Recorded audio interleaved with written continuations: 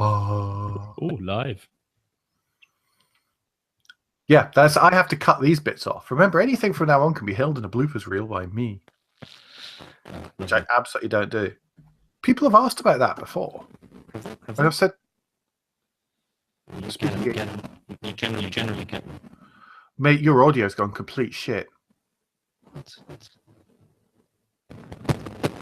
not adjusted anything. Hang on. How's that? Try again. Making any difference whatsoever? No. No, you've disappeared into an echo. Right, I don't understand that because I've no, you're fine now. Right, you sure?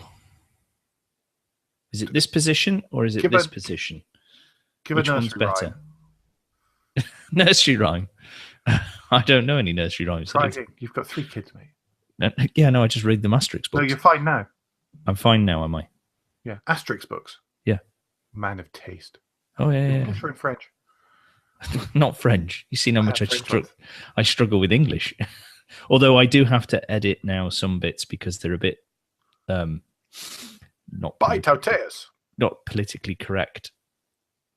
A little bit. Some of the names. The Namibian pirates translation is a little it's a bit Rastamouse, like, oh god, I can't say that. So I have to do different voices. Sorry, I have a wide repertoire of voices. Oh, really? Yes. Get a Fix is James Mason. Right.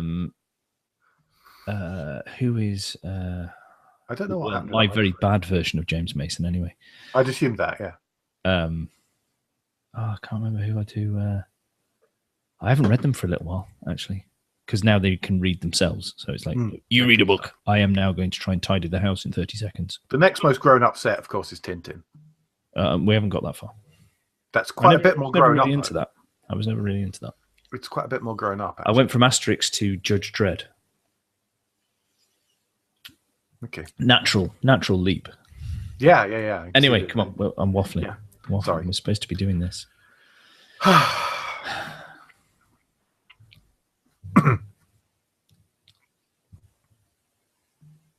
Welcome to the Motoring Podcast, your weekly discussion of motoring news. This is episode 108 on Tuesday, the 23rd of May, 2017. Hello, I'm Alan. Hello, I'm Andrew. And this week we'll be talking about how much trouble FCA is in the US and Europe. Fields is put out to pasture. Get your ducks in a row. And why it's always best to wipe a Waymo. So, are we through with the puns for the week then? No. Well, not, but we're through with our own. Oh, okay, that's fine then. Others may be guilty of it, but I will start because we've got quite a bit of follow-up for a change. After a quiet couple of weeks, it's now not quiet. So I'm going to start with Volkswagen's diesel fix, or is it a fix? Question. As you know, we discussed a few weeks ago that there was reports that the owners were not happy with what had happened to their cars following the modifications to the software in the UK on the diesel engines. And Autocar thought that they would just check this out and see, is it just hearsay or is there something real to it? And they got one of their readers, who is Jonathan Mudd, to put his what was it? It was a 1.6 litre Touran. Touran, yes, thank you. His Touran under the microscope from 2013, under the microscope, and there is a drop in MPG. There is an increase in CO2, and there is an increase. The nitrogen oxide. Increase in CO2. Yeah, 6.5%.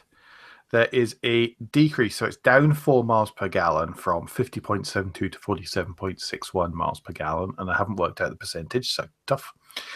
But nitrogen oxide emissions have been halved, though. Yes, I think that's what you were trying to say, isn't it? Yeah. Thank you for rescuing me there. But basically, the chap is, well, hang on, there's supposed to be no change to these things.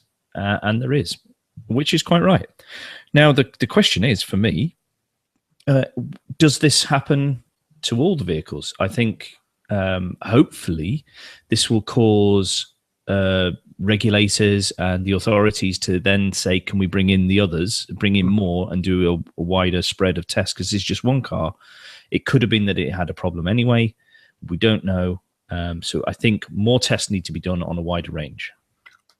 What Volkswagen are saying is that, well, there's 1.2 million vehicles be fixed. They intend to have them all done by autumn. But they say that less than 1% of owners so far have reported problems after the fix. That translates to about 6,000 customers in all. So is 1% reasonable or not? Okay, that's 1% who are paying attention. Yeah. How many more that are paying attention go, I just can't be bothered? And how many have no clue what they were doing before and what it's doing now? Yeah, I mean, what they're also saying is that more than 99% of customers are satisfied with the application of technical measures. And I'm repeating the quotation from the Autocar article, which, of course, are carried out free of charge. We make it a priority to look at the vehicles of the very small proportion of customers who report any issues. So we'll see what happens out of that. I think this one may well putter on like a Volkswagen diesel for quite some time. I think it will, because there's the sniff of compensation about it. So obviously, if there's money involved, that'll affect people's reaction to it. But you know what I just said there is it's 1% of people who have noticed, paying attention, and then going back to the manufacturer and saying, "Come on, I'm not happy." How many have noticed and then gone, "I just can't be bothered because I need my car"? Yeah. And how many have just not even have no idea that there is a difference because they've never checked these things before? Well, they're the ones that are unlikely to have had the fix done yet, really. Probably. Probably. Anyway, moving on. More diesel-y stuff. This is the run-on from what we've just been talking about. And in the US, the US Justice Department is preparing to sue FCA if talks fail about basically FCA's alleged violations of the US Clean Air Rule with its diesel vehicles. And that's coming to, in this case, Bloomberg, from two people briefed in that matter. Now,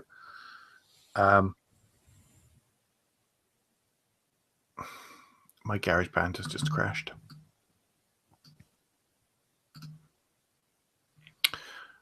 I've just had a GarageBand crash, by the way. Okay. Strip the audio off this. Okay. It's too much for it, so don't worry. Yeah, sorry. Right, shall I start this again then? I will go back to... you go right, to the let's end. Move on. Yeah. Yeah. Okay. Right, let's move on then.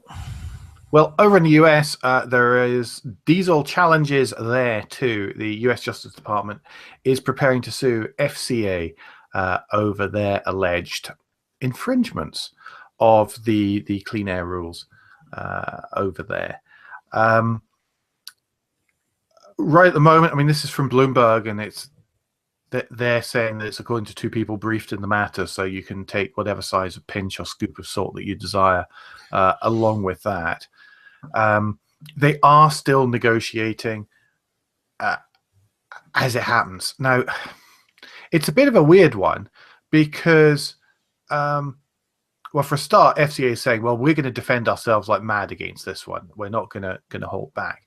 But at the same time, they have been waiting, or they are seeking approval to update 2014 to 2016 diesel vehicles with the 2017 model year software. So they are actually waiting for the Environmental Protection Agency, the California Air Resources Board, to approve something which they want to roll out, but they haven't been made to roll out yet. Okay, so there's a real challenge in that they are actually trying to fix something which they may well have discovered is broken before they're actually in trouble for it. Well, you say before they're in trouble, but well, before FCA have been saying, "Oh, we've done nothing wrong.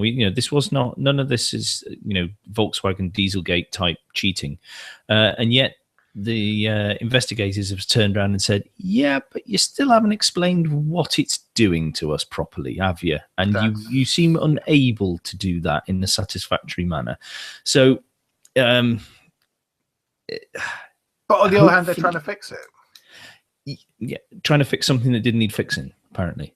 Allegedly, yeah. A little bit suspicious of that. Well, I haven't said what vehicles it's about. It's about the 2017 model year. No, they're trying to get the EPA certification. So the 2017 model year Jeep Cherokee. Try again, Alan.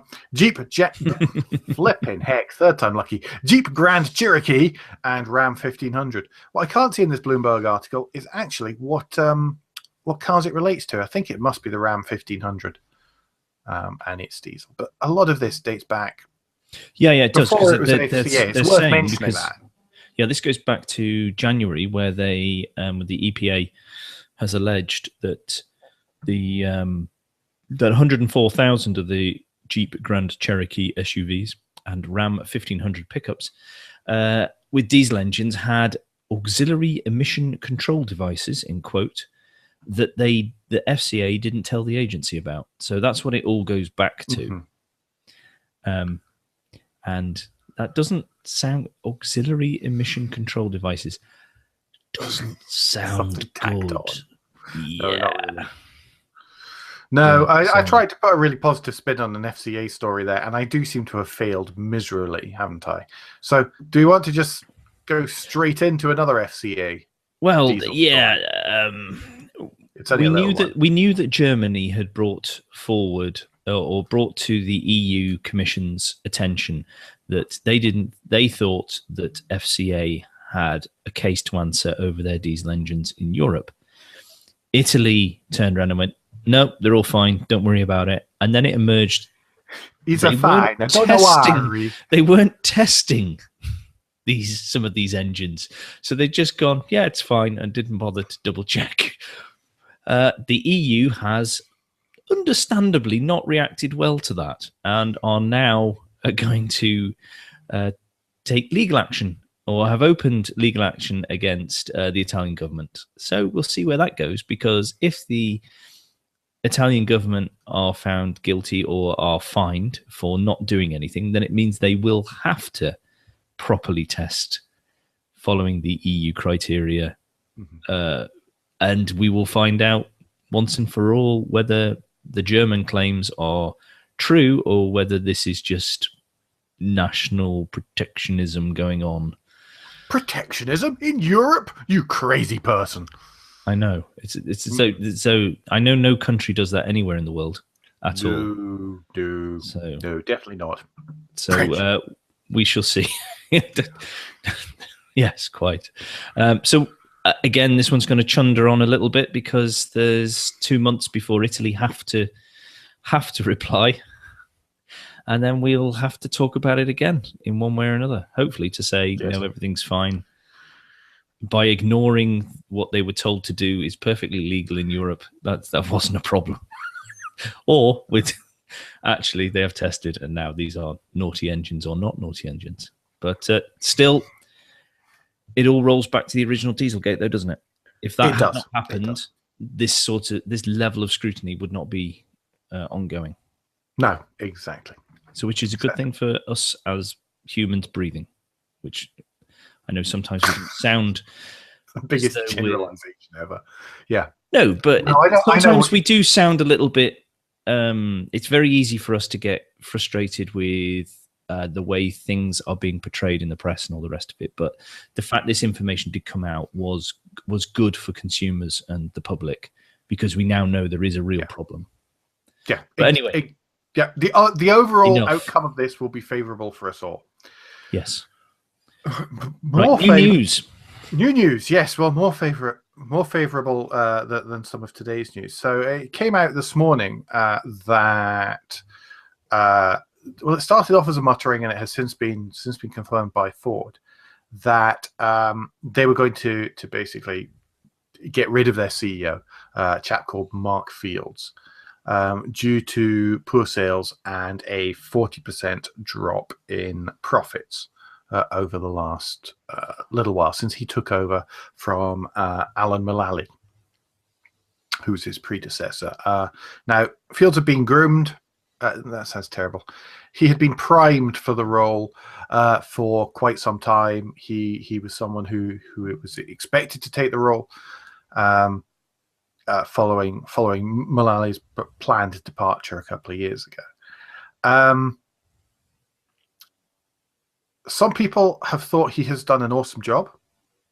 He's done a fantastic job in preparing the world and preparing Ford for not just being able to churn out cars non-stop in a sort of pile them high and, oh my goodness, what do we do with them now kind of way.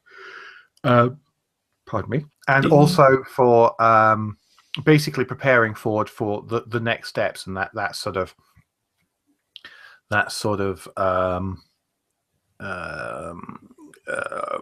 I was going to say post mobility, but that's not what I mean. That sort of post ownership mobility. Yeah, it's the technological changes that are coming in now, isn't it? We hear all the talking about autonomous and electrification and ride sharing, and who's actually, as you were just saying there, who's actually going to own a car? Will the company, will the manufacturer own it, and we just hire from them, or will it be separate companies? All this sort of stuff that's been going on that you see the likes of GM have been very noisy about, but also the sales dropped off harder than the rest or the industry average, hasn't it? Yeah, I mean, they've decreased to 7% in the US and 11% in Europe, which always seems slightly strange because I know that every month we go through and we run through the things, and the Ford Fiesta is always at the top, but the rest of the Ford range maybe isn't doing quite so awesomely. Whilst we're going through and praising that or muttering about how the heck can these all be selling. But analysts really liked the fact that he was looking to the future, that he was planning for this future. He'd made a big noise, and he'd made big investment, which I think is where probably their profit dipped anyway. And he was being very vocal about, look, the profits are going to go down for a bit, in changing the F trucks to aluminium. It's a big move. Being heavily aluminium instead of massive steel girder construction everywhere. Yeah, they needed to do that for MPGs. They needed to do that for lighter weight and all the rest of these things.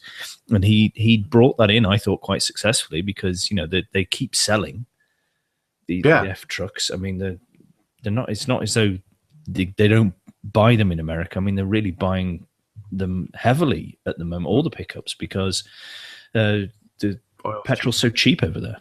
Mm-hmm.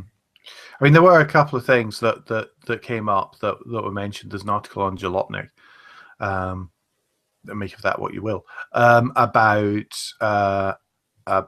why he had to go, and they're saying, well, a lot of it is that Ford has lagged behind General Motors in autonomous vehicles and electric cars.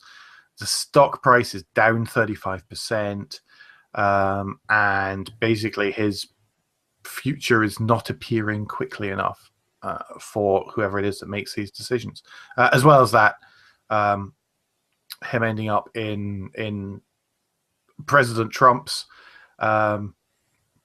sights about the moving stuff to Mexico or not earlier in the year, and also they're saying that there needs to be reorganization of the executive structure to enable faster decision making. Well, to be honest, you can say that about any big company. Trust me. Yeah, that's just a standard. If you're a large, massive company, you have an enormous proportion of that is administration.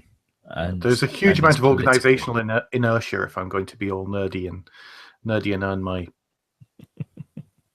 in your time per day. My 4 figures a day, yeah. Not my 4 figures, by the way. It's my company's 4 figures. Anyway, so that's all about the man who's out. The door in the door instead is a chap called Jim Hackett. Now, Jim Hackett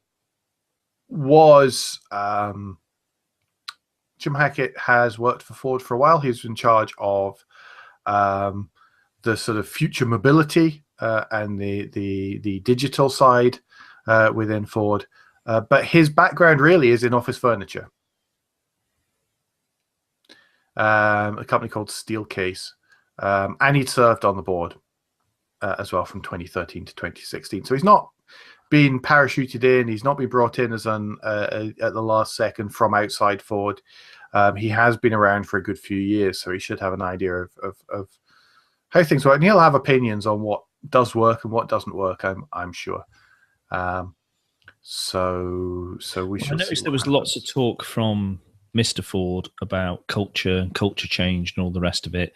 Oh yeah, and he's not. I mean, I saw just before we sat down to record, I saw a comment from VW CEO that said, "Oh, actually, culture change is proving quite tricky in our company." No kidding, really, because culture change is a massively hard thing to fix, and it has to be led from the top. And again, if we're going to get into all management consultancy and nerdiness, it has to be led from the top, the bottom, the sides, in the middle, outwards. Everything has to change, and things like promoting from within is not going to change your culture, because it's the same people. You have to bring very, very rarely does it have fresh energy, change the culture. They're gonna, if he's going to do it successfully, there is going to be a lot of coals, a lot of fresh faces. There's going to have to be, otherwise it's not going to change. And plus, if you're moving away from traditional, here's a car and this is what we do, to actually, we're now talking about being a technology provider, which is, I know one of the things Ford was trying to push is come to us for all your transport needs, whether it's via an app or whatever. We want to be the hub of that. So like you pick an app that you use for a few things. They wanted to be, you click the Ford app and it goes, right, I'm here, where's a good restaurant, instead of going to Google and all that sort of stuff. And I can't remember the name of that app, and we talked about it a few months ago. We've talked about that stuff before. I should have mentioned that a lot of this has come from the top, from Ford Executive Chairman Bill Ford. Yes, he is a relation. Of Henry Ford, not me. So yes, that's what's happening. Hackett has said that he is so excited to work with Bill Ford and the entire team to create an even more dynamic and vibrant Ford that improves people's lives around the world and creates value for all our stakeholders. I have developed a deep appreciation for Ford's people, values, and heritage during the past 4 years as part of the company, and look forward to working together with everyone tied to Ford during this transformative period. There's going to be change. That means there's going to be change. When I read words like that, I then expect and see change to happen within an organization.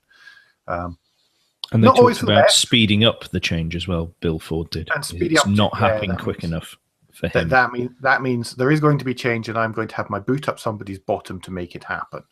Yes. It's really good that this is coming from the top, that it's being voiced from the top, and that this is a Mr. Ford said transformation happens so much more successfully when that's the case, and that people are held to account in it. And I'm digressing from cars into work stuff. Having spent a day talking about transforming processes. Okay, well, let's move on from fields to puddles. This is such a British story. There is the residents in Steeple Aston in Oxfordshire have got so fed up of the dreadful state of their roads that they have filled the potholes in their village. When they were filled with waters, they then decided that they would fill the water with rubber ducks to emphasize how dreadful the roads are, and go, avoid these massive holes in the road, please. I believe they accused officials at Oxfordshire City Council of ducking the issue. Yes. Yes, quite. This is a pun-heavy article from the BBC News, which will be in the show notes as ever. so you can read it and enjoy on your own.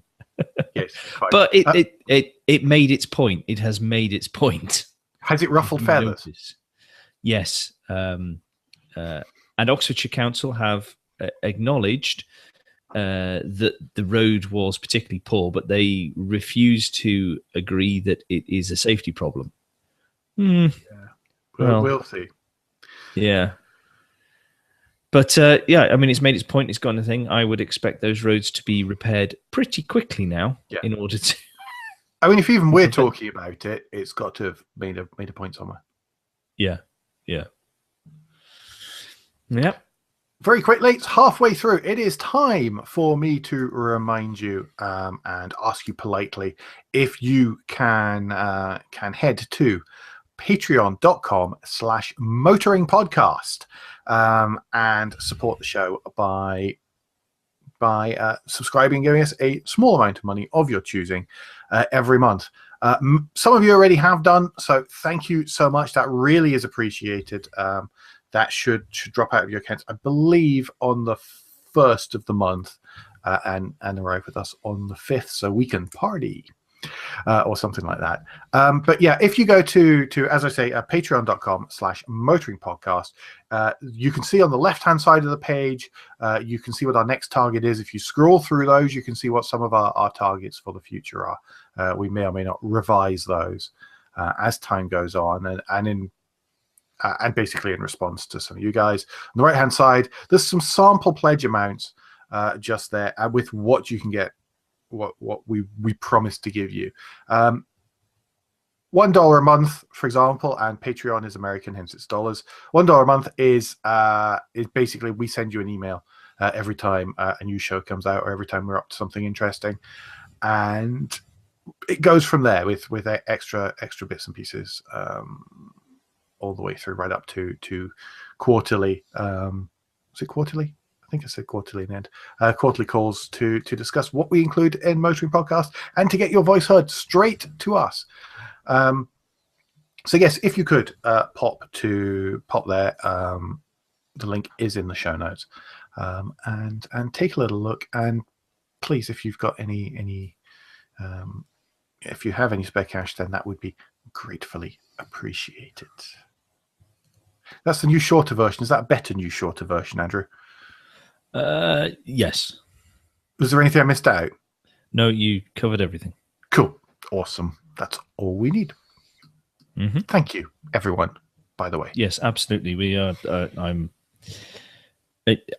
A warm, fuzzy feeling does not do justice to how I felt when I saw what was people had pledged to us last week.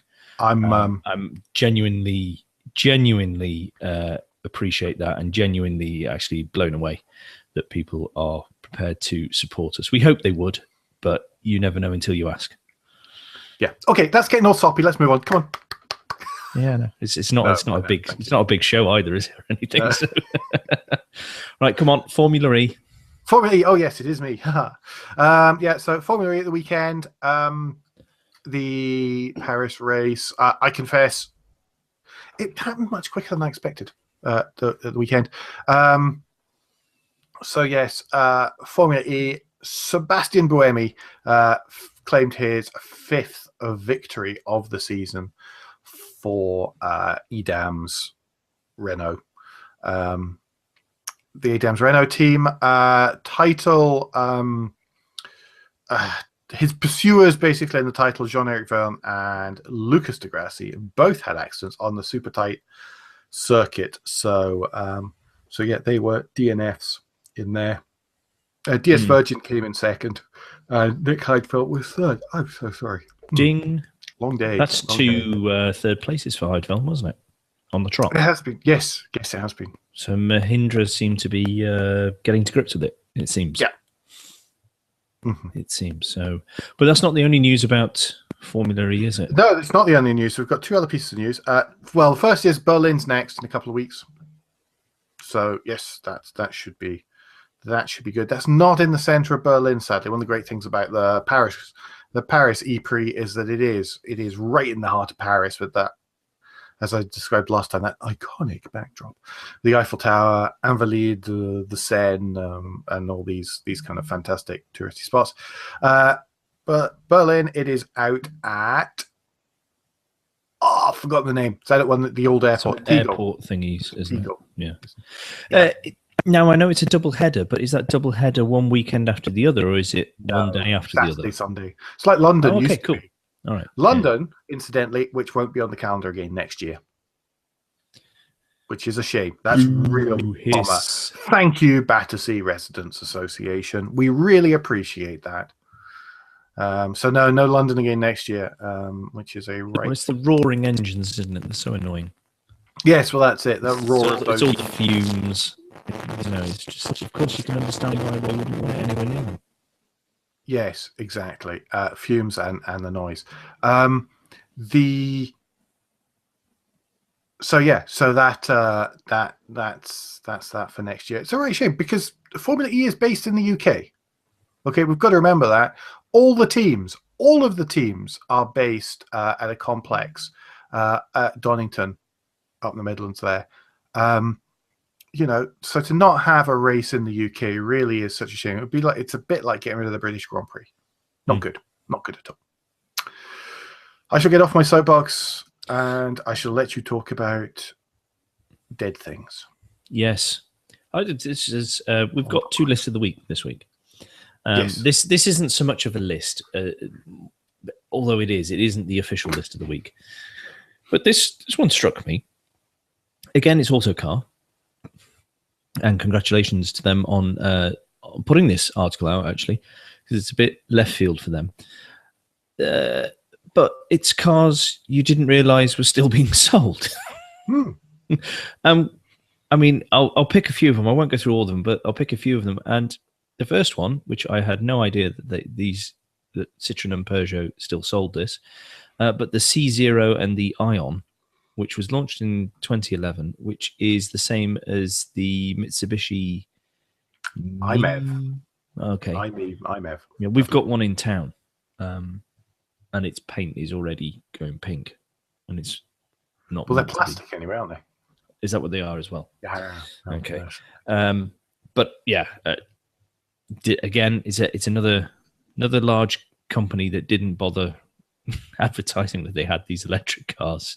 Well, they're sold very heavily in other countries.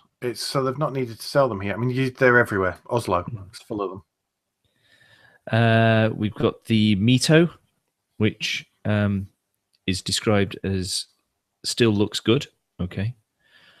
The Maserati Gran Turismo, which was launched in 2007. It's 10 years old. It doesn't look like it's 10 years old. It's still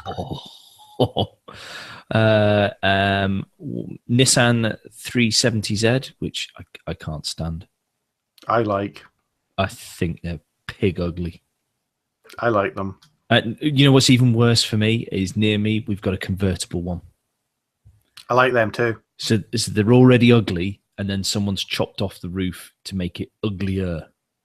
Is horrific, just horrific. So moving on, Suzuki Jimny's on there as well, which has been. I knew that had been there for years. 1998.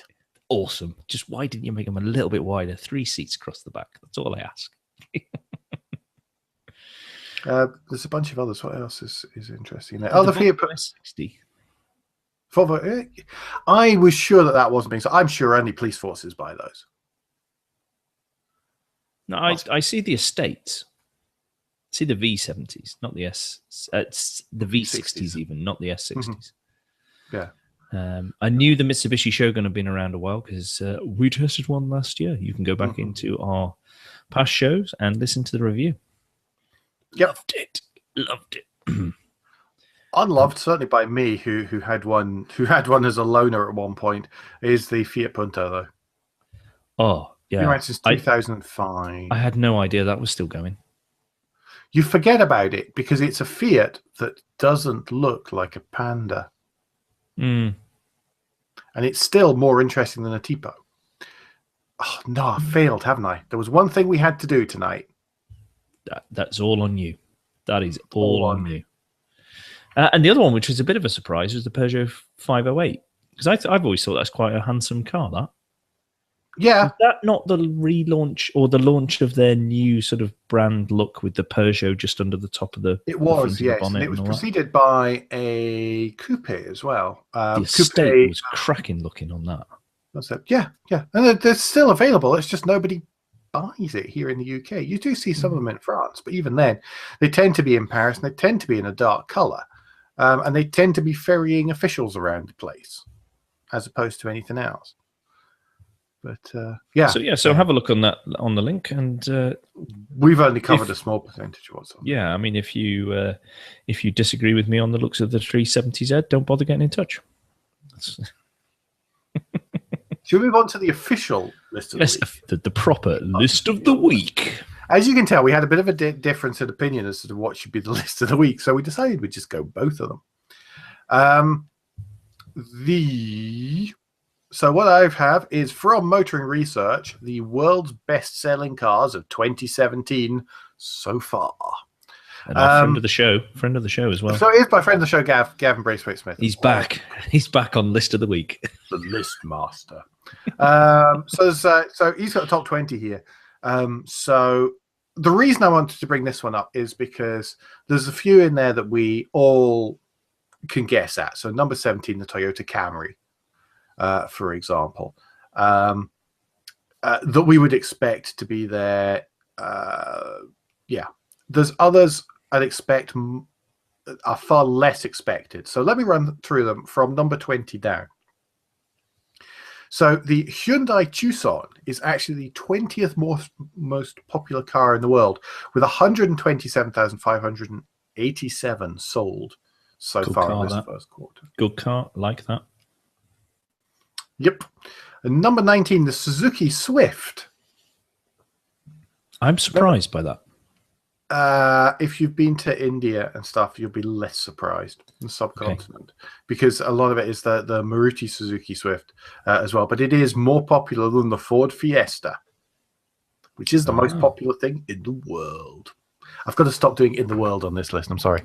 Yes. We know it's in the world. Yes. There's the Volkswagen. Sounds like some kind of sanitary product. A Volkswagen La Vida. Oh, it's been a while since you've offended people. Well done. I mean, you did it earlier with your fake Italian accent before. It's quite good, actually. 130,032 is in at number 18. That is La Vida's a Chinese-built Volkswagen model. It is one of the best-selling vehicles in China. Toyota Camry at number 17, of course, sells in huge numbers in the States. Is that what's in the picture? Yes. Okay, because it's got the Predator mouth. It has the Predator mouth, yeah. Okay. Number 16, Chevrolet Silverado. Number 15, the Ram pickup. Ram registration's up 3.8% according to this. So yes, number 14, the Volkswagen Polo. Again, surprising one, South Africa and China. I think a lot of this is going to be, I mean, apart from the American ones, these are going to be surprising to us because we're so used to our once a month figures that we pour over in quite tight detail. Well, and that's what we're doing here, because it's a suitably nerdy motoring podcast thing to talk about. This is why I was so keen to include it, because it's not quite what you'd expect. Number 13, for example, is the Ford Kuga. Now, I know that sometimes gets into the top 10. I know. Ford Kuga, Ford Escape in North America. So, yeah, it sells in 153,835 so far up until the end of March. 12th is the Hyundai Elantra, which is also the i35, or the Avanti in other places. Number 11, the Ford Focus, 166,290. Number 10, the Honda HR-V. Wow. Okay. Well done. Yeah, it's also the Honda Vizzle, which I learned the other night. Once again, sounding. Well, that's a cracking little car. I've had a brief spin in one of those. I'm a fan of those. But we see them on the road occasionally being driven by old people to and from. Oh, sugar. To and from garden centres, but 167,000 of them in 3 months isn't to be sniffed at. Number 9, quite a few around me. I've seen increasing numbers. I don't know if there's an offer on it recently or something, but I've not seen so many at the minute. Not around here. It's strange. But there's not many Honda dealerships around here. Yeah, I do have one not so far down the road. So there's a tiny one in Kettering, but it really is tiny. Number 9, Toyota RAV4. Mm-hmm. Number 8, Volkswagen. Your mum hasn't bought that many, has she? She hasn't. She's only on her 5th. Volkswagen Tiguan's in at number 8. Number 7 is the Wuling Hongguan. Oh, congratulations. Well done on that. I had a warm-up, practiced it earlier on. So this is the Hongguan S1 MPV. So yes, so there's Hongguan models. No, they introduced the MPV in 2015. This is their first SUV. Oh, this is their first SUV. Pardon me. I'm sorry. I was celebrating my pronunciation skills. So yes. So this is their first SUV. Yep. Best-selling nameplate in China. There you go. And it's still only at number 7. Honda CR-V is in at number 6. Honda Civic is in at number 5. I like the CR-V. Go back. I like the CR-V. It's a very nice car, that is, to drive. Globally, they're up 15.1%. It was the car that made me realize why people did like an SUV. Because you liked that one we took to Coventry Motor Fest last year. Yeah. You liked that a lot. I like the technology in that. That was just the right amount of technology, in my opinion. Okay. Honda Civic in at number 5. Volkswagen That's the last one, isn't it? It is just the Honda Civic in general. Okay. Because that will include the US built ones and all these kind of things too. Right. Volkswagen Golf in at number 4. Nissan X-Trail in at number 3. Wow. Okay. Russian built, yeah. Registration's up 23.4% as the X-Trail breaks into the top 3 there. Number 2, Toyota Corolla, 214,614. They've made I haven't been near one of those since I drove a dreadful one in '97. That was normally the Iris, yeah. Yes, I would like to get, yeah. At the best, that's going to be, well, it's going to be 20 years old, isn't it? It was awful then. Yeah. So it would be nice to get to see, because, you know, obviously looks wise, they've worked very hard on the looks of the whole range. It's looks wise. Yeah. Oh, obviously it is, and then things have improved. But I'd like to see how far it's leapt forward, because I don't think it's going to be a step. I think it's going to be several leaps. Yeah, but I mean, look, to be number 2, the second best-selling car in the world, they've got to be doing at least something right. Oh, really. Yeah. And, you know, and 44 million of them. I mean, I know it's a bit triggers brush because you know they've been going that long, but still, to sell 44 million, you've got to be doing something right that somebody likes somewhere. It is still by quite some market. By 5,000, 50,000 more than the Volkswagen Golf globally in the first 3 months. Anyway, number 1, by the way, just to finish this off, Ford F-Series, 243,978. Basically the American equivalent of the Ford Fiesta. Well, it's made me want to go and buy a ranch in America just so I can own one, because I think they look amazing and would be of no use in this country whatsoever. You see them around sometimes. I've seen quite a few of the Raptor ones, which are the ones, to me, the ones to have. You've either got to have the Raptor one or you've got to have a Texas edition.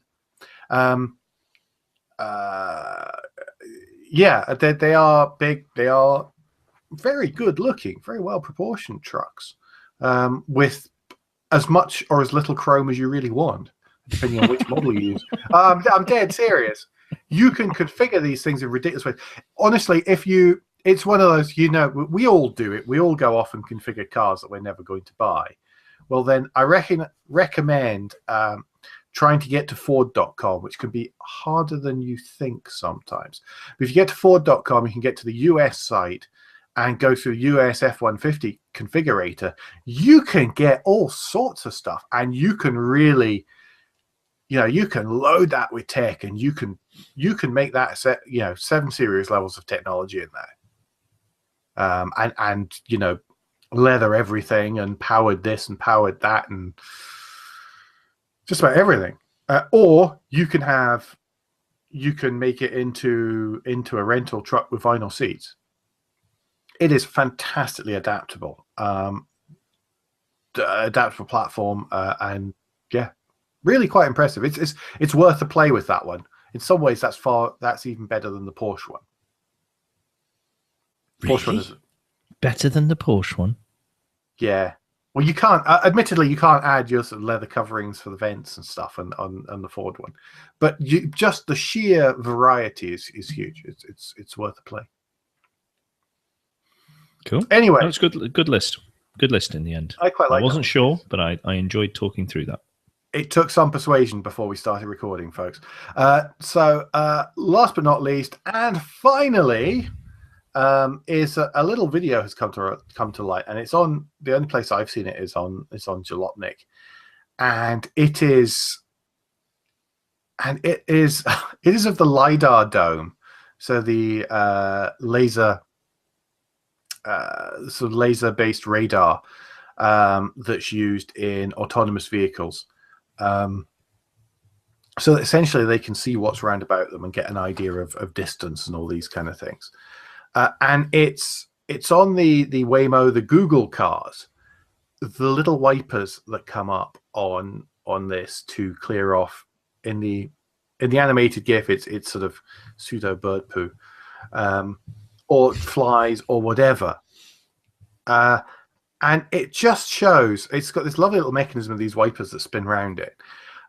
But it just shows the level of detail that these guys are having to go into to make vehicles that can drive themselves in any number, an unimaginable number of circumstances that none of us could think of on our own. Yeah, because at the minute, if you get a car and it's got some of this autonomous type assistance, like it's got the adaptive cruise control, or it's got things like that on there. The manuals say, and they always say to you, and there are warning lights, be careful, this doesn't work in all circumstances, like heavy rain, you need to be paying attention again, don't be thinking it's running in that. So there are these constraints already in there. So for them to get over that, because if it's an autonomous vehicle, you aren't going to be touching the steering wheel anyway. The ultimate aim is that you just get in a box that takes you somewhere, however that box is shaped or whatever, and it picks you up somewhere and it drops you somewhere, and that's all. You don't interact with it other than that, really. You're not going to steer it, you're not going to pay attention to the road it's on or anything like that. So it has to do all the things that we would almost subconsciously do now. Mm-hmm. So we're having to, these engineers are probably having to unlearn how they do something to realize that, oh, crikey, that's the attention we need to pay to this thing. They've had to put, with that one, it's different because, this is sensors, and they've realized weather conditions affect that, or if it gets mucky or something like that. And that's fine. But they're trying to figure this out before it comes onto a vehicle and is tested, because they don't want that to be the issue.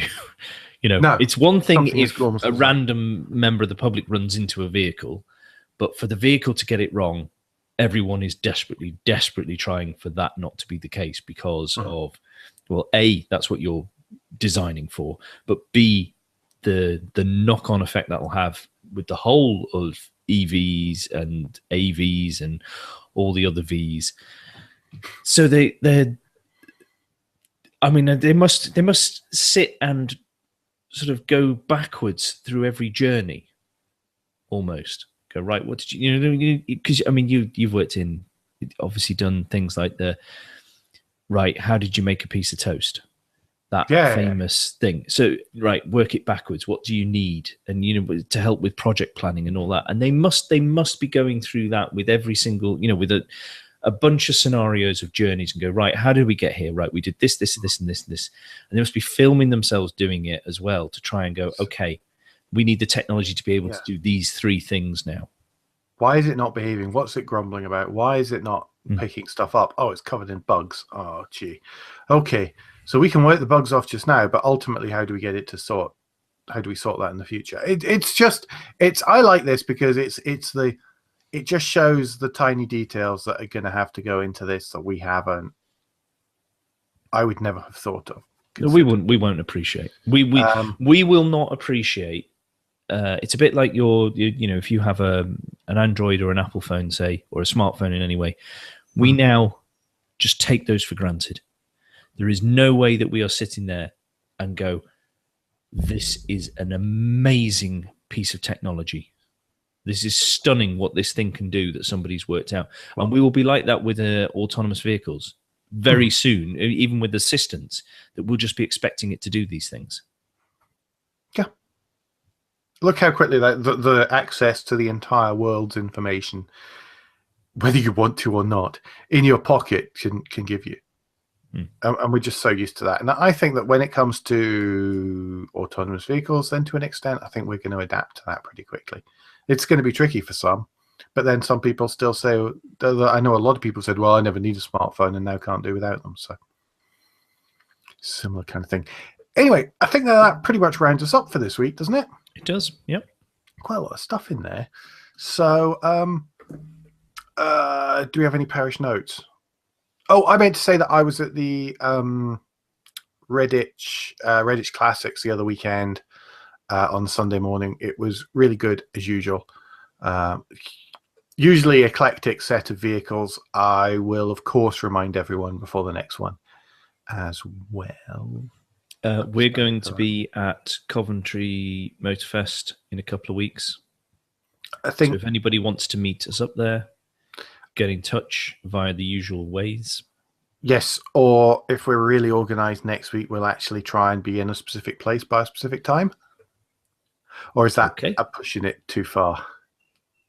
Well, we need to discuss about what's going on around that time anyway, because we've got to sort some stuff out. Yes. There will be a review out this week. Cool. I've got that all lined up. It's gone. So there might be some bonus other stuff. I am at an event on Thursday, so depending on the amount of time I have, I may well be Instagramming and tweeting, and I'll probably be tweeting anyway. Do we need a special edition for that? I don't think know. We will. I think we will. We may well do. Let me see how I get on. I intend on speaking to you about that out with recording times to try and work that one out. We'll see how Thursday goes and how much of a special edition we need. So maybe one about that. And I think that sums it up. Is that everything? Yes, I think that's our parish notes. Yes. Anyway, between now and if we actually wrote down the parish notes, we'd actually remember them. Between now and next week, you can give us any feedback, share your thoughts on the show at Motoring Podcast on Twitter and Instagram, on Facebook, and on the contact page of motoringpodcast.com. Please don't forget our Patreon offer. Go to motoringpodcast.com, click on the button there. That would be just great. And of course, reviews and ratings on iTunes would be fab as well. Andrew, what's the best way to get in touch with you? Best way is, as ever, Twitter. If you search for Cracked Windscreen, you will find me there. And if people want to get in touch with you directly, Alan, what's the best way for that? Twitter, as ever, at AJP Bradley. That's BRADLEY. So, as I said, we'll be back next week. But up until then, I've been Alan Bradley. I've been Andrew Clews. And safe motoring. Stop that. You put in that stupid gap now. Which gap should we go? Safe motoring. What's wrong with that? You never used to do it, and then I've noticed in the last 4 episodes you go, I say I've been Andrew Clews, and then you go, oh, do you know why it is? Do you know what it is? It doesn't click to me quickly enough. So it's "and" is enough to make it flick safe motoring, because otherwise all it does is it flicks to me for the word motoring and that's it. Oh, okay. Sorry, it is purely because of the way Hangouts works. Oh, okay, right. That makes sense then.